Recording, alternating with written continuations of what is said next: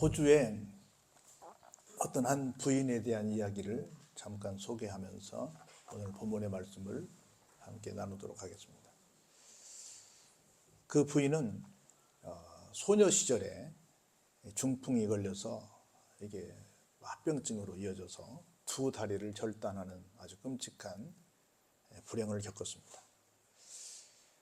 극도의 좌절에 빠져 있을 때 이번에는 이 손에 또 균이 감염이 돼서 어떻게 됐든지 두 팔도 절단하는 그런 아주 끔찍한 결과를 낳게 되었습니다. 자기를 생각할 때 몸뚱이만 남아있는 고깃덩어리가 바로 딱 내 모습이 아닐까 이런 생각을 해보면서 살 소망이 없는, 정말 살 이유가 없는 그런 그 흑암 속에서 정말 큰 고통을 겪고 있었습니다. 그러다가 하나님의 사랑을 발견하게 되고 믿음을 통해서 구원에 대한 확신을 갖게 됩니다. 그랬더니 비록 두 팔과 두 다리가 없는 사람이지만 뜨거운 열정으로 가만히 있을 수 없는 상태가 됐어요. 그래서 팔을 자르고 남은 끝에 만년필을 붙들어 맸습니다. 그런 다음에 밤낮 가리지 않고 글씨 쓰는 연습을 열심히 해서 전에 안면이 있던 사람들, 또 친구나 아는 사람들에게, 또 소개받은 사람들에게 자신이 이런 큰 절망 속에서도 하나님을 만나 이렇게 새로운 희망 속에 살게 됐다라고 하는 것을 간증 편지를 쓰게 됐습니다. 1년이면 수백 통의 편지를 통해서 굉장히 많은 사람들이 야, 저런 사람도 살아? 그러면서 간증을 통해 은혜를 받고 하나님께 돌아오게 되는 편지만 쓰는 사람이었는데 굉장한 전도꾼이 되었습니다. 사람들은 이 부인의 이야기를 역경을 이기는 법, 삶에 승리하는 비결이라는 내용으로 전 세계에 타전하게 됩니다. 우리는 죄송하지만 손가락만 잘려도 곧바로 실망과 좌절에 빠져서 삶을 포기하려고 할 때가 얼마나 많은지 모릅니다. 친구에게 섭섭한 소리만 들어도 배신감에 견디지 못할 때가 많습니다. 작은 질병도 이기지를 못하고 치료를 받는 동안도 참고 인내하려고 하지 않는 그런 연약한 모습들을 얼마나 많이 보게 되는지 모릅니다. 남이 당한 일은 뭐 그럴 수 있다라고 가볍게 보지만 자기가 당한 일은 굉장히 무겁게만 생각합니다. 내가 당한 조그마한 문제에 좌절하지 않고 하나님을 바라보는 자가 참 믿음을 가진 사람이라고 생각이 듭니다. 오늘 우리는 이 룻기 얘기를 너무 잘 알고 있습니다. 우리가 아는 것처럼 이 주인공이 룻도 될 수 있고 나오미도 될 수 있는데 책 제목이 룻기니까 룻이라고 말할 수 있죠. 어느 해에 이 사람들이 살고 있는 동네에 큰 흉년이 찾아오게 됩니다.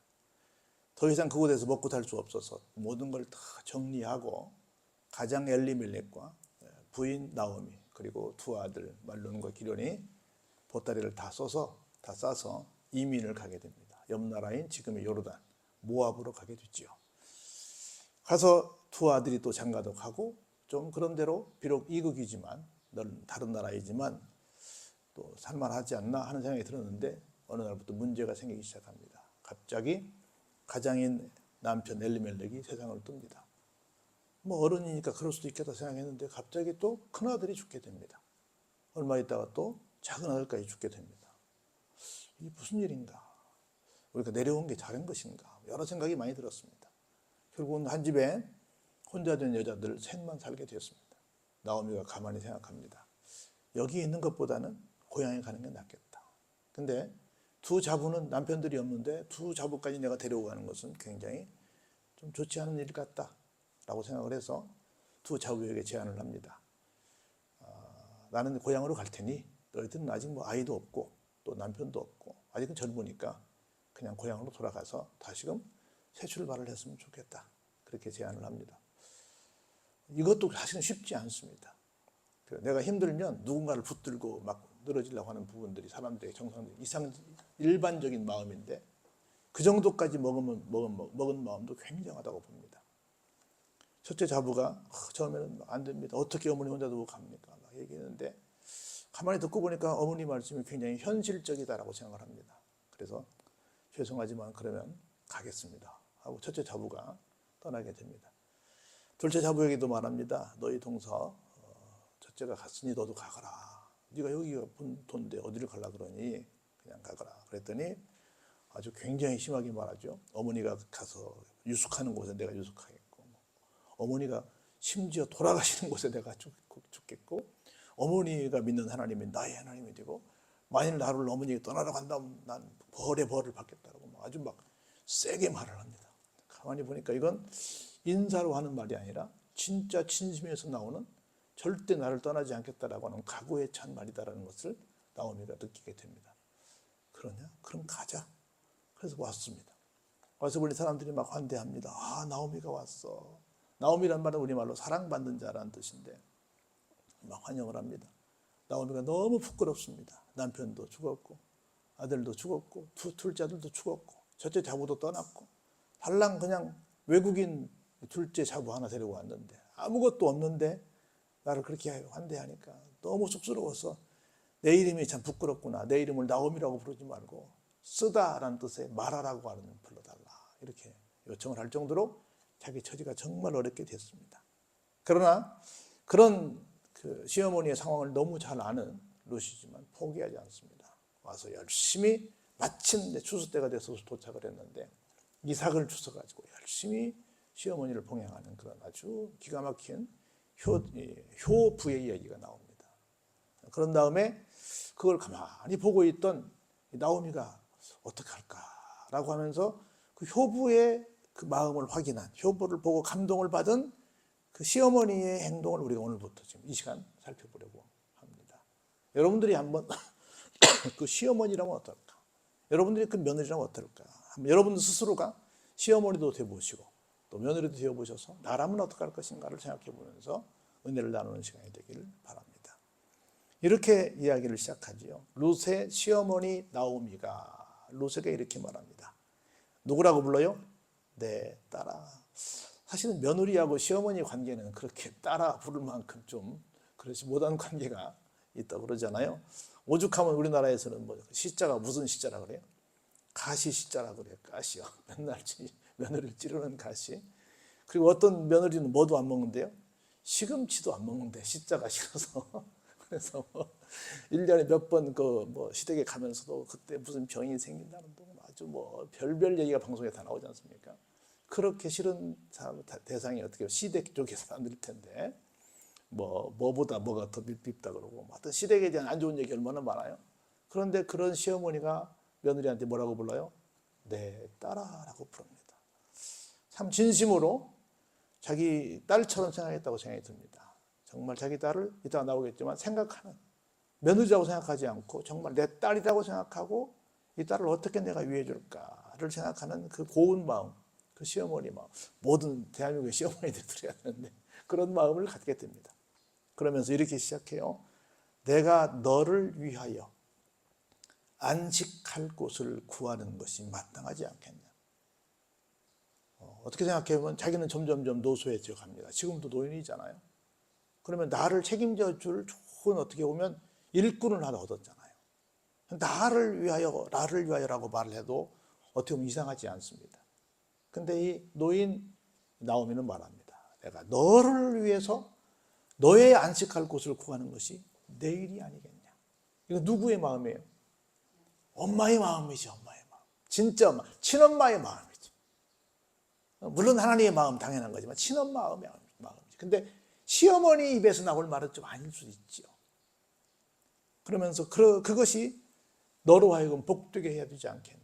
이게 내가 갖고 있는 마음이다.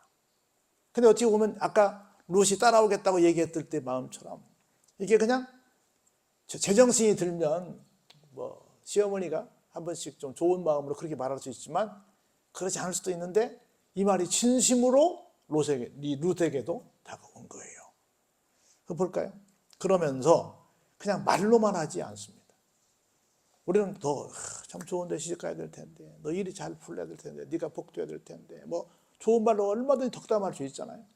근데 시어머니는 뭔가 생각 없이 그냥 단순히 고마워서 그렇게 한 말이 아니에요. 정말 이 사람을 내 딸로 여기고 이 딸이 정말 빨리 행복한 자리에 갔으면 좋겠다라는 마음을 가지고 보관을 가지고 말을 했어요. 뭐라고 했는가 볼까요? 네가 함께하던 하녀들을 우리 잘 알다시피 누구네 밭에 가서 이삭을 주었어요? 보아스네 밭에 있었잖아요. 근데 지금 남자들이 못 건들게 여자 하녀들과 함께 일하게 했잖아요. 그럼 네가 함께 이삭을 줬던 그 하녀들이 누구냐면 보아스의 하녀들인데 그 사람은 누구라고요? 우리 친척이야. 너는 잘 모르지만, 너는 이방 외국에서 와서 모르지만 사실 우리 친척이란다. 근데 나는 우리 문화에서 그 친척이 어려움을 당한 다른 친척을 책임지는 문화가 있는데, 내가 이 동네를 이렇게 보니까 친척도 많지 않고 사실은 그 사람이 너를 좀 책임졌으면 좋겠다라는 생각이 있어서 내가 너한테 말을 해주는데, 귀한 정보다. 무슨 일이 있어요? 오늘 밤에 타작마당에서 보리를 수확할 거예요. 까분다는 건 뭐예요? 옥석을 가려 수확한다는 거지요. 수확하니까 무슨 일이 생긴다고요? 거기서 그 사람이 거기서 있을 거야. 오늘 밤에 뭐예요? 정말 만날 좋은 찬스야 라는 얘기를, 정보를 알아서 확실하게 정말 그가 다시 새로운 길을 갈 수 있는 길을 소개합니다. 그러면서 이렇게 말해요. 가서 빨리 너는 오늘은 이삭 죽지 말고 뭐 하라고요? 목욕하고 기름도 바르고 좋은 옷도 좀 갈아입고 타작마당에 내려가가지고 일하는 척하면서 그 사람이 먹고 마시기를 다 할 때까지 잘 지켜보고 있다가, 그때까지는 네가 일하러 온 사람 목장이 아니잖아요. 그냥 보이지 않게 숨어 있다가 그 사람이 다 끝나고 나서 누울 거야. 그럼 여러 사람 일꾼도 같이 누울 텐데 어디 눕는가를 자세히 봐뒀다가 그 다음에 눕걸랑 그리 들어가라. 그래가지고 어떻게 해라? 발치에 이불을 살짝 들고 거기 누워 있어라. 그러면 우리 생각할 때 좀 이상한 생각할 거예요. 남자가 누워 있어요. 남자 이불 속에, 물론 옆으로 간 건 아니지만 발치로라도 여자가 들어갔어요. 그럼 뭔가 좀 다른 생각을 할 수도 있는데, 나오미는 기가 막힌 말을 해요. 확실하게 이따가 나오겠지만 정말 보아스의 인격을 믿는 겁니다. 뭐라고 말하냐면, 그가 너의 할 일을 너에게 알게 할 거야. 남자의 이불 속에 들어가는데 너의 할 일을 너에게 알게 할 거야. 좀 말이 이상하잖아요. 근데 이제 보면 무슨 말인지 알아요. 얼마나 서로 하나님의 섭리 가운데 서로 신뢰하고 있는가를 볼 수 있습니다. 그랬더니 설명을 다 했더니 룻이 뭐라고 말하냐면, 예, 제가 어머님의 말씀대로 다 행하겠습니다 라고 약속을 합니다. 그런데 좀 이따 나오지만 이 말은 결코 쉽게 들을 말은 아니었어요. 그런데 어머님이 정말 나를 생각하는 걸, 사랑하는 걸 알았어요. 나를 정말 위하는 걸 알았어요. 그걸 믿었어요. 그래서 어머님이 나한테 말씀하시는 것이라고 한다면 좋은 일일 거야 라고 확신했습니다. 우리 옛말에 어른들 말씀 잘 들으면 뭐 하다가도 떡이 생겨요? 자다가도 떡이 생긴대. 그래서 그냥 믿었어요. 왜 그런가 좀 이따 볼까요? 그래서 그가 볼까요? 6절을 같이 한번 보시죠. 시작. 타작마당으로 내려가서 시어머니의 명령대로 다 하니라. 지금 시어머니가 명령했어요? 아니면 이게 좋은 거니까 해봐라고 잘 타일러서 조언했어요? 조언했어요. 근데 이 며느리는 뭘로 알아들었어요? 명령으로 알아들었어요. 명령으로. 그래가지고 드디어 디데이가 이제 그 작전이 펼쳐지는 겁니다. 보아스가 먹고 마시고 마음이 즐거워서, 야, 여봐라, 이제 좀 쉬자. 그랬을 거야 이제. 그리고는 자기는 자기가 가서 곡식단 더미의 끝에 눕는 것을 룻이 확인을 합니다. 그럼 룻이 가만히 가서 그의 발치 이불을 들고 거기 가만히 누웠어요. 얼마나 감쪽같이 누웠는지 몰랐어. 시간이 흘렀습니다. 어떻게 됐어요? 한밤중이 됐습니다. 몸을 뒤척이다가 보니까 뭐가 발치에서 덜커덕 걸리네? 이렇게 보니까 누가 있어요? 어떤 여인이 누워있는 거라. 깜짝 놀랐어요. 그래가지고 뭐 어지간한 사람 같으면 막 화들짝 놀라서 막 고함을 치고 난리쳤을 거예요. 근데 이 보아스는 그러지 않습니다. 누구냐? 하고 묻습니다. 그랬더니 나는 당신의 여종 룻입니다. 당신의 옷자락을 펴서 당신의 여종을 덮어주세요. 그러면서 왜 이런 행동을 내가 하냐면 당신은 나의 기업을 물을 자가 되어주기 때문입니다. 물은다 그 말은 우리말로 뭐 샀는데 다시 내가 이렇게 이 물건 안 사겠어요? 못 사겠어요? 그럼 뭐 해야 돼? 주인은 물러줘야지. 그렇죠? 물러주다. 되갚아주다, 보상해주다, 또는 책임져주다 이런 뜻이에요. 다시 말해서 무슨 얘기냐면 이따가 나오겠지만 내가 우리 부모님을, 우리 시어머니를 모시고 왔는데 갈 때 다 팔고 가서 아무것도 없어요. 속된 말로 집부절도 없어요. 근데 내가 여기 살려면 다시 옛날에 가지고 있었던 걸 내가 다시 찾아와야 되는데 우리 능력으로는 안 돼요. 그러니까 당신이 좀 해서 우리 시어머니랑 먹고 살 수 있도록 뭔가를 좀 해줘야 되지 않겠소? 라고 하는 얘기야. 이게 좀 우리 문화가 아니니까 그런데 굳이 의역을 하면 그런 뜻이에요. 그래서 정말 내가 이렇게 된 것은 우리 가족을 위해서 내가 이렇게 온 거다라고 얘기를 하는 겁니다.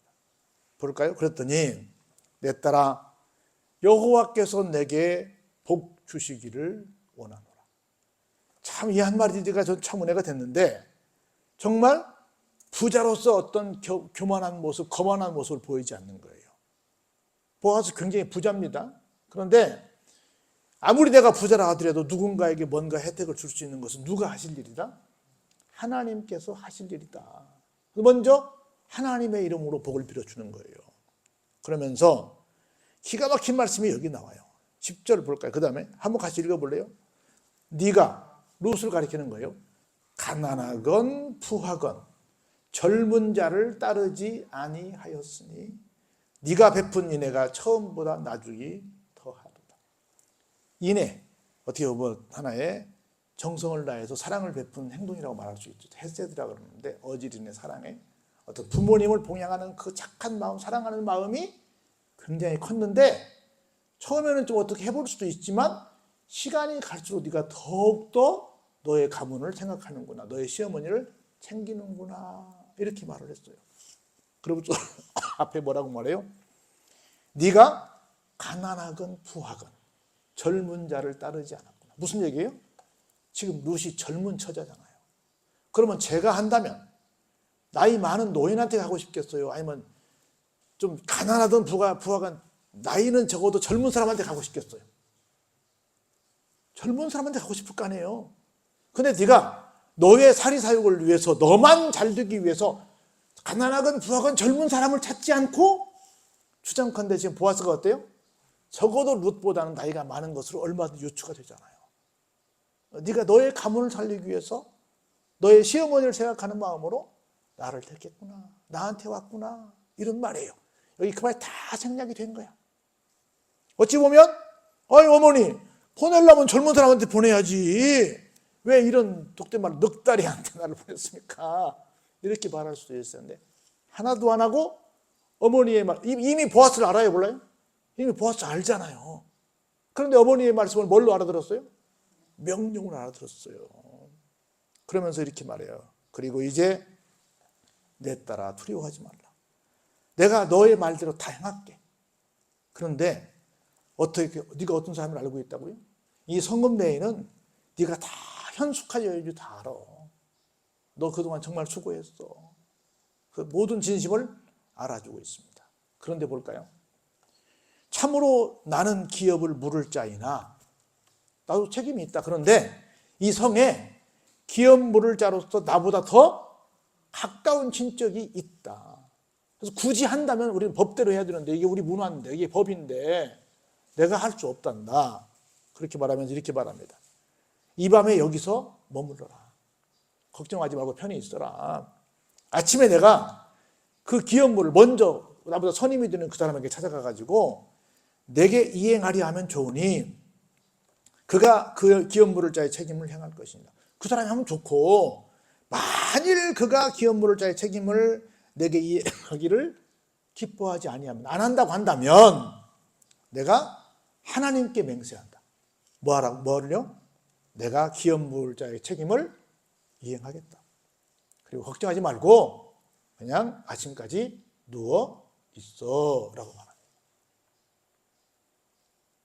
어찌 보면 여러분 아시는 것처럼 마리아가 임신했을 때 그 요셉이 끝까지 지켜줬던 것처럼 지금 그런 모습을 여기서 보고 있는 거예요.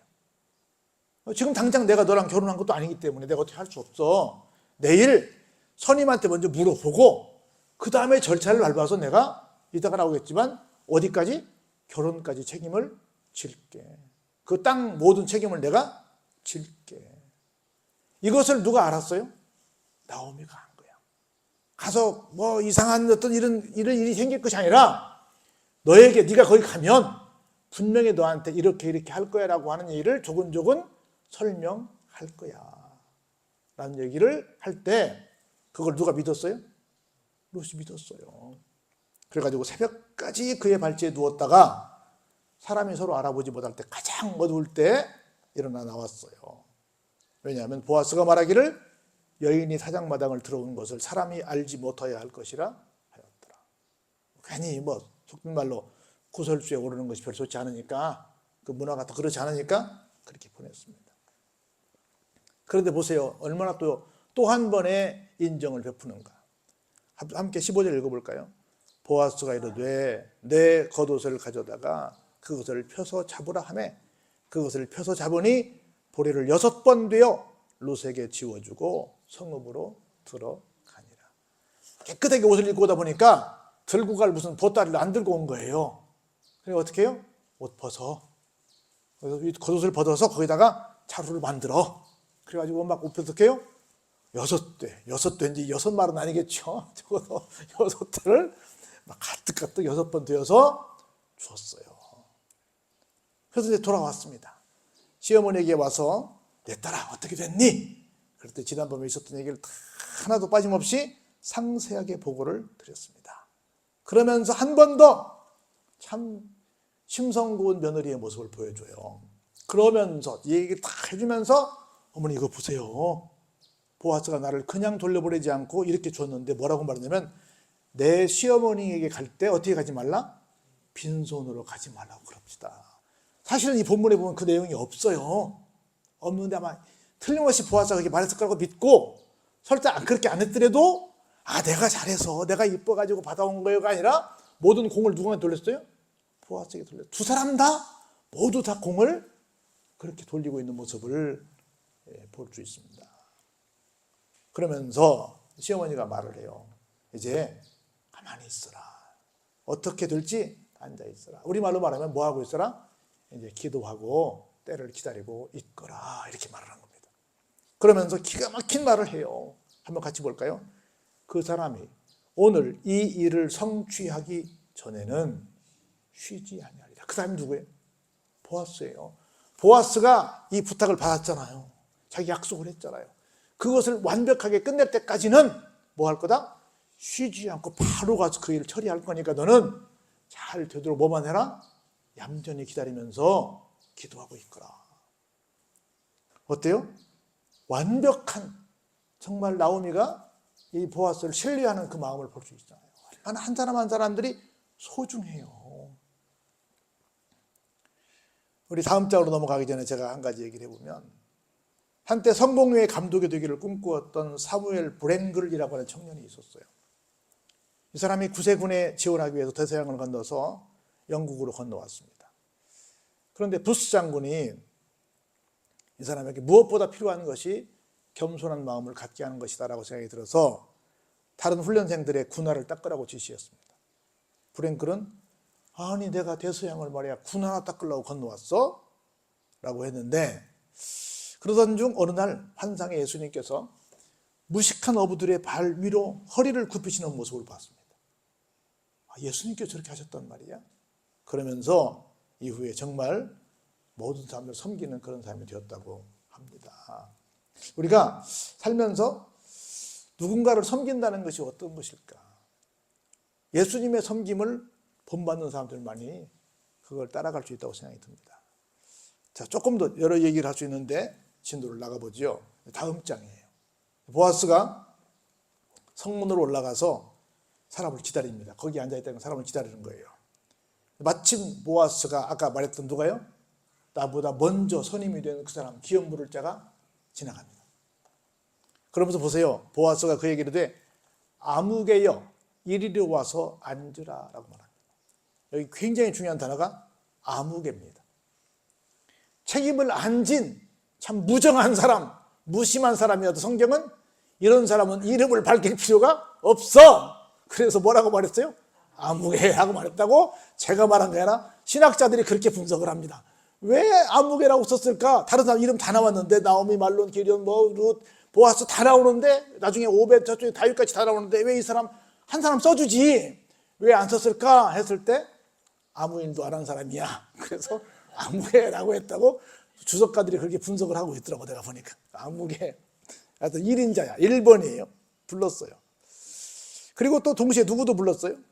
여기 좀 잠깐 앉아봐. 그러면서 그 동네에 10명의 어른들, 장로들 10명을 붙들어다가 어르신들도 여기 앉아 계십시오라고 얘기를 합니다. 그리고 거기서 이야기를 해요. 보아스가 그 귀한 물을 짜기로 이르되 모압 지방에서 돌아온 누가? 나오미가. 그러면서 이 말씀이 굉장히 은혜가 됐어요. 우리 형제 엘리멜렉의 소유지를 팔려 함으로 이렇게 되어 있어요. 어떻게 보면 자기 가족 중에 한 가족이, 한 친척이 갔어. 쫄딱 망했어. 죽었어. 그러면 어떻게 보면 그 가문의 어떻게 보면 명예를 좀 실추시킨 사람일 수도 있어요. 그럼에도 불구하고 끝까지 보아스는 뭐라고 불러요? 우리 형제라고 불러요. 이게 우리 형제라는 말씀이 나는 굉장히 은혜가 됐어요. 우리는 잘난 사람, 저 사람 우리 친척이야. 저 사람 내가 아는 사람 이렇게 말할 수 있는데 쫄딱 쉽게 말하면 패가 망신한 사람이잖아. 지금 보면. 그런 사람을 끝까지 우리 형제야 라고 말한다는 건 참 대단한 말이다 싶은 거예요. 여기 제가 여러 번 읽었는데 이게 참 우리가 조금 난해구절인데 우리 형제 엘리멜렉의 소유지를 팔려 한다. 누가?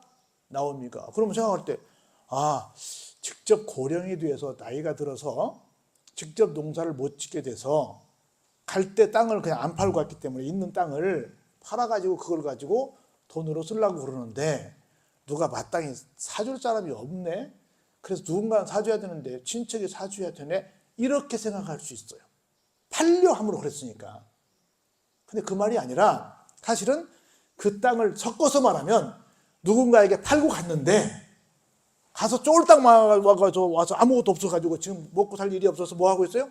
남의 밭에서 주워 먹고 살고 있는데 그 땅을 다시 사야 되네. 근데 돈이 없어.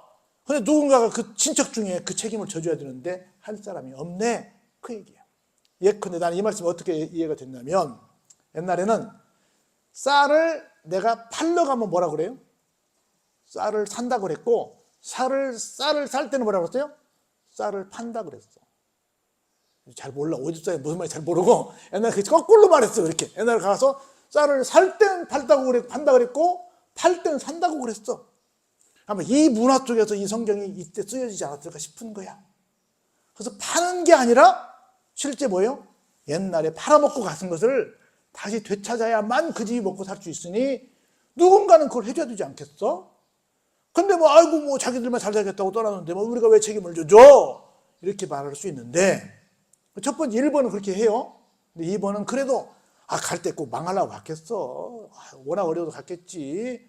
내가 책임을 져줘야지라고 생각한다 그 말이야. 볼까요?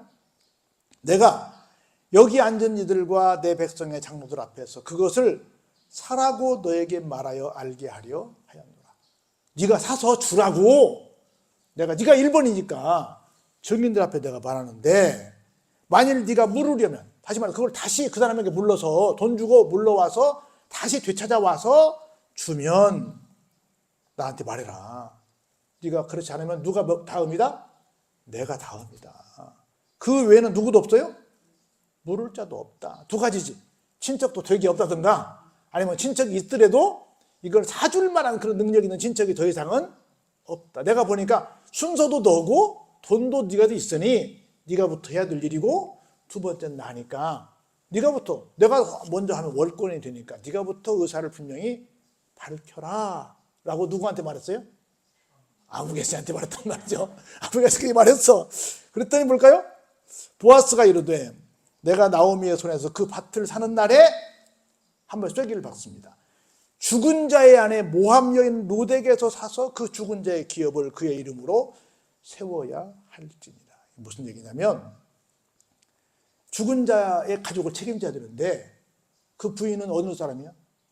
외국인까지 책임을 져야 되는. 여기 조금 더 생략이 됐지만 그냥 반을 네가 아내로도 맞이해야 돼라고 하는 거예요. 그 기업 물자 가만히 생각해 봅니다. 나는 이것을 하게 되면 내 기업에 뭐가 올 것 같아요? 손해가 올 것 같아. 그래서 어떻게 하겠어요? 나는 위하여, 그 사람들을 위하여 물러주지 못하겠네. 내가 물을 것을 너나 물어라. 누구한테? 보아스한테. 나는 물으지 못하겠다라고 말해버린 거예요. 그래서 이 사람 이름이 누구라고요? 아무개가 됐다는 거예요. 나는 못하겠다. 그러면서 그러면 여기 모든 증인들 앞에서 증거를 대라. 그러면서 옛날부터 이스라엘 중에는 모든 것을 물으거나 또는 교환할 때 어떻게 했어요?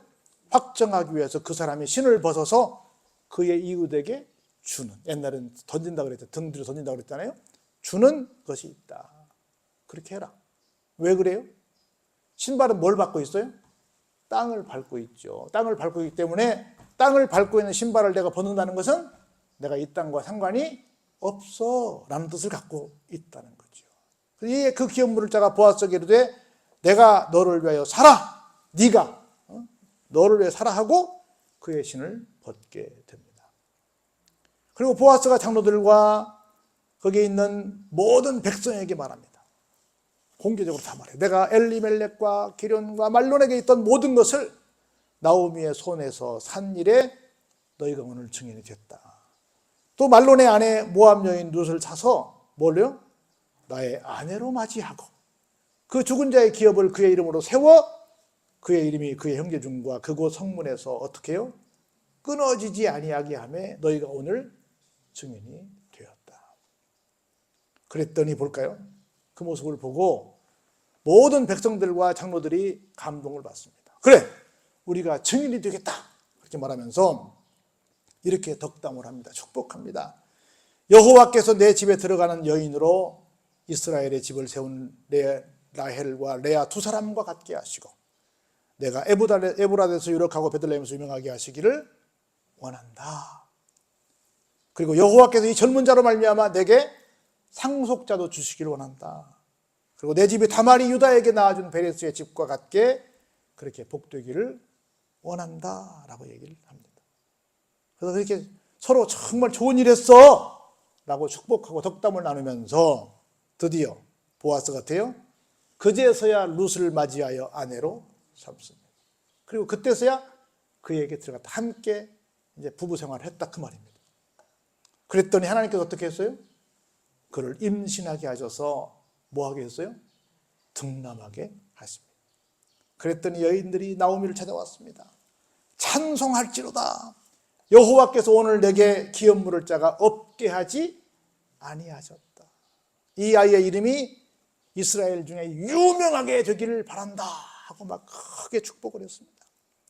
그러면서 그는 뭐가 된다? 내 생명의 뭐가 돼요? 회복자가 되고 내 노년의 봉양자가 되고 너를 사랑하면서 몇 보다 나아요? 7 아들보다 귀한 딸이 아니라 뭐예요? 네 며느리가 낳은 자로다. 그러면서 막 오만 찬사를 다 보내줬습니다. 그러면서 나오미가 아기를 받아 품에 품고 그의 양육자가 됩니다. 그러면서 그의 이웃 여인들이 그에게 이름을 지어줍니다. 나오미에게 아들이 태어났다 하여 그의 이름을 뭐라고요? 오벳이라고 불러줬어요. 그 오벳이 누구예요? 바로 다윗의 아버지인 이새의 아버지입니다. 그래서 이렇게 나와요. 베레스의 계보는 이러하니라. 베레스는 헤스론을 낳고 헤스론은 남을 낳고 남은 아미나답을 낳고 아미나답은 나손을 낳고 나손은 살몬을 낳고 살몬은 보아스를 낳았고 보아스는 오벳을 낳았고 오벳은 이새를 낳고 이새는 다윗을 낳았더라. 다 누구의 조상들이에요? 예수님의 조상이 되는 겁니다. 누구의 어떤 여인에게서? 이방 여인에게서, 모압 여인에게서. 자, 얼마나 미담이에요. 진심으로 며느리를 사랑하는 그 시어머니의 마음. 그 진짜 시어머니를 내 어머니처럼 봉양하는 그 며느리의 마음. 그리고 그 모든 것들을 보면서 정말 내가 책임을 져야 되겠다라고 생각하는 보아스의 마음. 그 와중에도 내 손에 안 보겠다고 하는 그 아무개 씨를 보면서 우리는 어떤 마음으로 살아갈 것인가를 생각해 보는 거예요. 그래서 정말 우리가 언제 하나님 품에 안길지 모르는 상황인데 우리가 이런 정말 넉넉한 인심을 갖고 인정을 갖고 긍휼한 마음을 갖고 상대방의 행복을 위해서 기원하면서 힘이 되어주는 마음을 갖고 살아가는 교회가 되고 우리의 삶의 자리가 되면 얼마나 행복할까 하는 생각이 듭니다. 날이 갈수록 더욱더 우리에게 이런 좋은 하나님의 마음이 있기를 주의 이름으로 축원합니다.